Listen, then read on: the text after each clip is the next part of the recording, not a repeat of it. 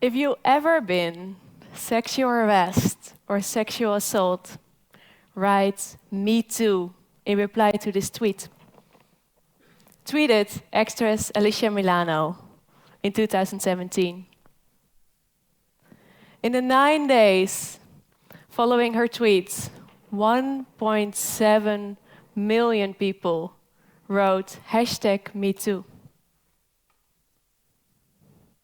Milano wasn't the first one who used the words "Me Too."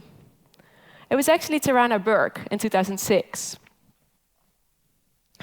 But sexual assault and sexual harassment didn't start in 2017, nor in 2006.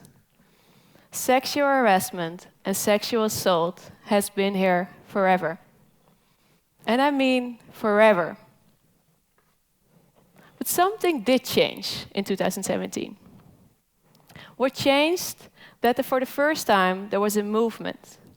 And because some people spoke out, other people dared to speak out as well. And victims could finally feel that they were not alone anymore. That their case, that what happened to them, was not an isolated incident. It was actually part of a worldwide phenomenon.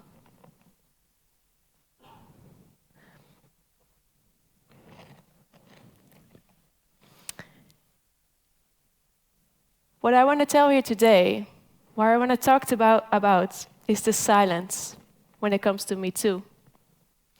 Because too often, when I talk about this subject, the victims speak out, but the rest of us, to me, sometimes it feels, we think, let's not talk about it, maybe it goes away. In 2017, I was a political assistant in the Netherlands. And a few months after Milano's tweet, I was sitting in a Dutch pub with 30 colleagues from my political party. Men, women, young, old. Everyone was there. We were celebrating the end of a 4-year-long term. Some people were drunk. And the leader of the party stepped onto the table with a beer in his hand. And we actually had to look at his feet, and we had to look up like this. Halfway through his speech, he looks at me. He says, "Marleen, you know the length of my colleague's dick." That moment changed everything. At that moment, I didn't know what to do. I could feel my tears coming up. And before I said anything, I just left the pub. You might think, it's just a joke, right? You cannot handle a joke. I know now, a joke is not just a joke. There's actually the pyramid of sexual harassment and sexual assault. At the bottom, there's sexual harassment, things like a joke or jokes. At the top, there is sexual assault, something like rape. The more sexual harassment happens in certain culture, whether it's a work culture or an environment or like a country, the more things are happening at the top as well. So a joke is not just a joke. And when I got home that evening, when I was crying in my bed, I decided to quit my job, sell my house, and started traveling that evening. It was not just that one joke that made me stop politics. It was the whole environment of 10 years that I was already in politics, day in and day out, little jokes that made me stop.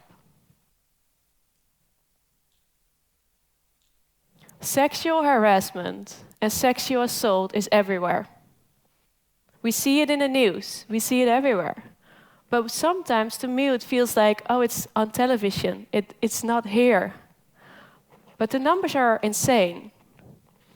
50% of the women and 20% of the men will have a MeToo incident in their lifetime. When I was rehearsing for this TED Talk, there was actually a man asking me like, but do you really know people who like have this in their life? I was surprised by that question. I hear stories almost every day, especially from women, I know, but also men. And around the same time, there was a woman that came up to me. She's in her 60s, and she told me, well, this is your story, but like I never experienced this, or my friends. And then I told her, there's recent Dutch research that shows that women under 40 in the city see it everywhere. So I asked her, like why? Like, do you think it all of a sudden like pops up, or maybe it's so normal to you that you didn't see it? Later, she came back to me and she told me that that comment changed her life. Things are so normal, we don't see it.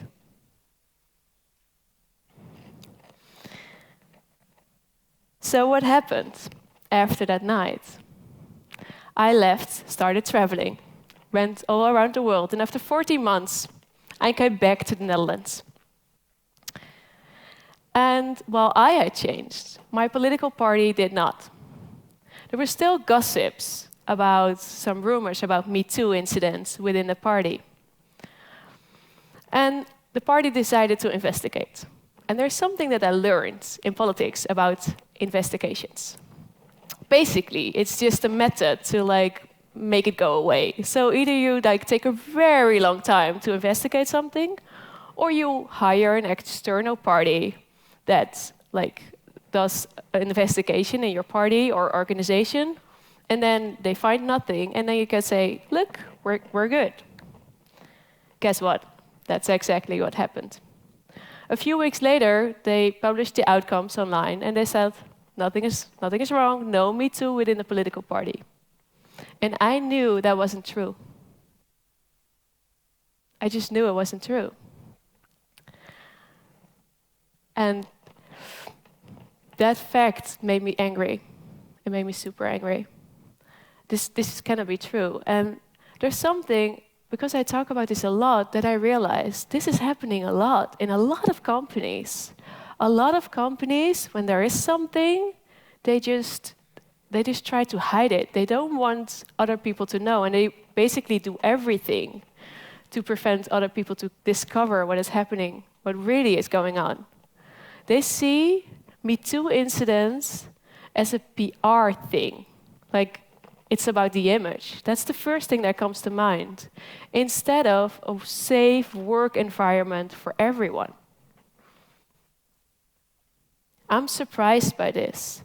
We're sending our daughters into a world where the chance of this is happening is 50%. Why? Why do we stay silent? At this point, to be honest, I was quite done with it. I was so angry that I just posted some post on LinkedIn, and I wrote, like, this can't be true. And a journalist called me. He wanted to publish about this. The thing was, I was the only one who was willing to talk. And because it's like a good newspaper, they said like one source is not enough, so we're not going to publish. I let it go. Let's not talk about it. Maybe it goes away.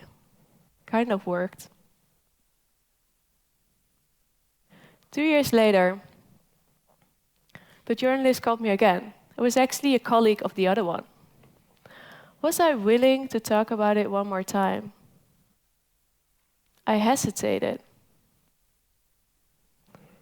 That journalist told me as well. She had a hard time to find other people to talk about this. Why? Why is it so hard to talk about MeToo, to talk about sexual harassment or sexual assault? I know why. I made the same calculations as the others did. I was thinking, if I speak out, could I still have a career in politics? Can you be Prime Minister of the Netherlands, for example, if I have a history with a MeToo case? What if I spoke about that incident on the table? What would the guy on the table do? What would happen? I've not been raped. Like, who am I to speak out about this, you know? And this is something I hear from a lot of men as well. They tell me, like, I'm afraid if I speak out, maybe it turns towards me. Maybe people accuse me. So what do all those reasons and motivations have in common? They're based on fear. Because of fear, we're not standing next to the victims, we're not supporting them, we're not saying anything because we're afraid. We're even more afraid than the victims are.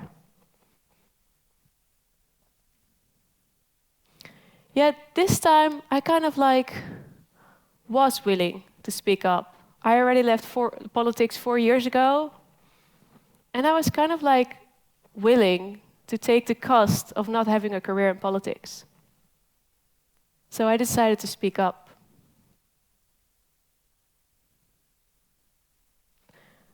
And that's why I'm here today. Because there's something that strikes me when it comes to MeToo, which is the silent. The silent for most of us. Because most of us are not victims or perpetrators. We're not the ones who are doing it, but most of us, we're bystanders. We're standing there, we're seeing it, and it's all around us. We all know jokes. We all have seen it. And if I talk to the victims, sometimes it's not even the incidents anymore that hurts after a while. It's the silence from the people around them. Because to them, it feels like we're not talking about it. It feels like to them if it never happened, if it wasn't true, if all their feelings were dismissed.